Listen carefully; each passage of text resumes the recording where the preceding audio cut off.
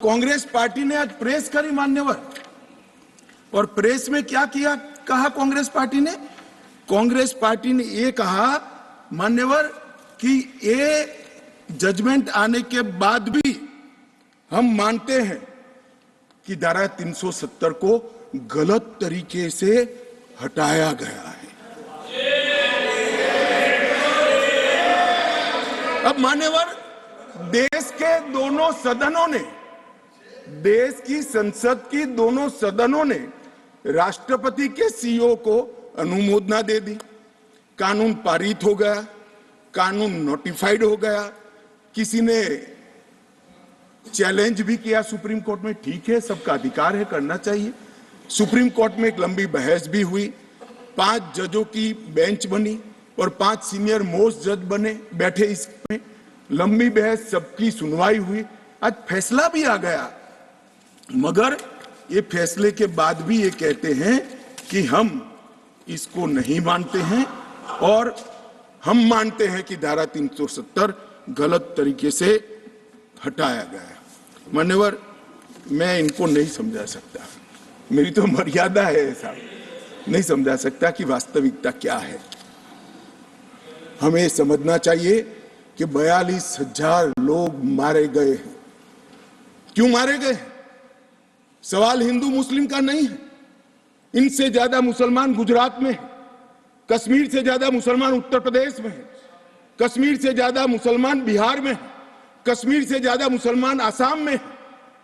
क्यों वहां अलगाववाद नहीं हुआ? क्यों वहां टेररिज्म नहीं हुआ? बाउंड्री का भी सवाल नहीं है साहब। कई ऐसे राज्य हैं, राजस्थान की बाउंड्री भी पाकिस्तान से लगती है, गुजरात की बाउंड्री भी पाकिस्तान से लगती। क्यों हुआ?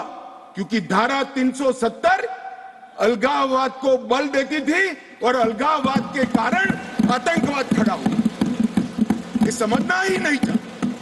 एक गलत फैसला हो जाता है, कितने भी बड़े आदमी से हो सकता है, किसी भी पार्टी से भी हो सकता है, मगर जब इतिहास सिद्ध कर दे, समय सिद्ध कर दे ये फैसला गलत है, देश के हित में वापिस आना चाहिए।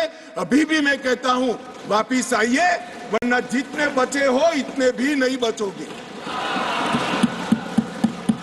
अगर अभी भी इस फैसले को चिपक कर रहना चाहते हो तो देश की जनता देखती है, 2024 में 2-2 हाथ भी हो जाएंगे और जनता का परिणाम भी आ जाएगा और मोदी जी तीसरी बार प्रधानमंत्री।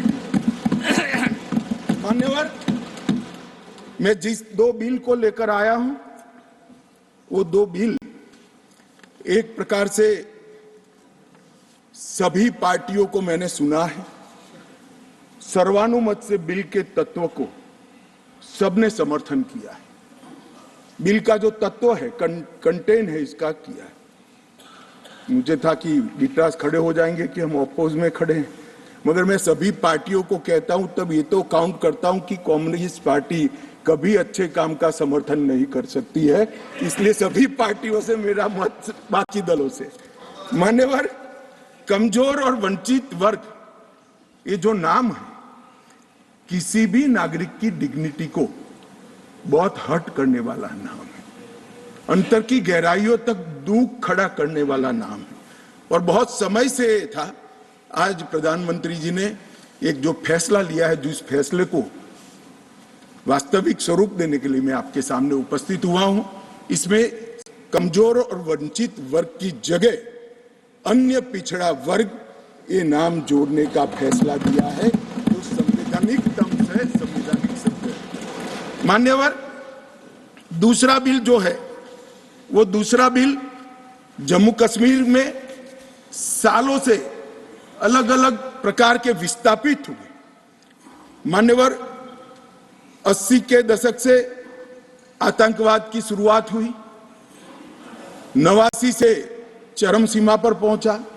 ढेर सारे कश्मीरी हिंदू, विशेषकर कश्मीरी पंडित और ढेर सारे सिख भाई घाटी छोड़कर पूरे देश भर में बिखर गए। जम्मू में गए, बेंगलुरु गए, गुजरात गए, दिल्ली गए, फरीदाबाद गए, देश भर में बिखरे। सभी राज्यों ने उनकी आवभगत भी की, सभी राज्यों ने उनको रिजर्वेशन भी दिया, कई राज्यों ने उनको नौकरी में प्रायोरिटी दी भी। कश्मीरियों को गले लगाने का काम पूरे देश ने किया है, पूरे देश की जनता ने।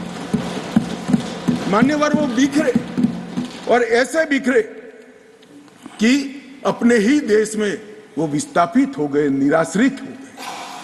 जिनके पास अरबों खरबों की संपत्ति थी, वो दर दर की ठोकरें खाने के लिए मजबूर हो गए। मान्यवर, उन लोगों को सम्मान देने के लिए, और ये आंकड़ा कोई छोटा मोटा आंकड़ा नहीं है, 46,631 परिवार जो रजिस्टर्ड है वो वहां से विस्थापित हुए हैं, और 1,57,967 लोगों ने हमारे बहुत प्रयास के बाद 19 के बाद हमने एक अभियान चलाया, हर शहर में जाकर एडवर्टाइज दिया है, ऑनलाइन रजिस्ट्रेशन हो गया है और इतने लोग अब तक रजिस्टर हुए।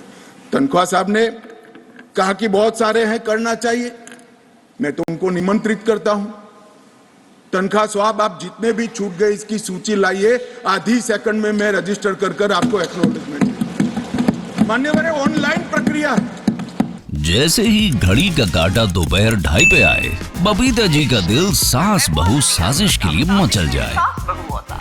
और ये है इनकी बहू, पूरे दिन ऑफिस की टेंशन हो जाए गॉन जब ये करें अपना फेवरेट शो फ्री टाइम पे ऑन। इनकी तरह आप भी देखें अपना फेवरेट शो अपने टाइम पर और डाउनलोड कीजिए एबीपी लाइव ऐप अपने स्मार्ट टीवी पर।